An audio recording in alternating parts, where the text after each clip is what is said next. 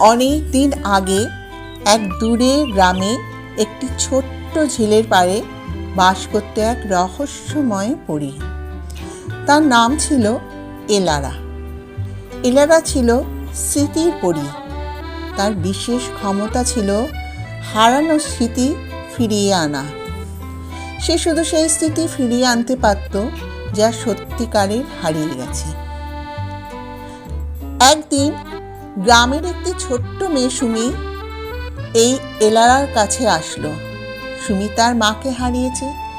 সে তার মায়ের মুখের সে স্মৃতি ভুলে গেছে। সে চাইতো মায়ের স্মৃতি ফিরে পেতে।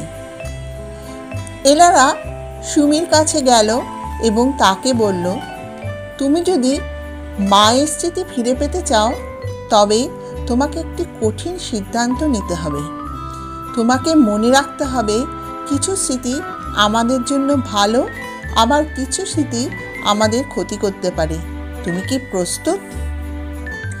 সুমি মনে মনে ভয় পেলেও বলল, হ্যাঁ, আমি প্রস্তুত। এলারা একটি উজ্জ্বল আলো ছড়িয়ে দিল সুমির চোখের সামনে। স্মৃতিগুলো ফুটিয়ে তুলল। প্রথমে সুমি দেখতে পেল মায়ের হাসি মুখ, তারপর শুনতে পেল মায়ের কণ্ঠস্বর। মাকে দেখে ওর চোখ দিয়ে জল পড়ল। এই ফিরে আসা স্মৃতি ওর মনে অনেক শক্তি জোগালো।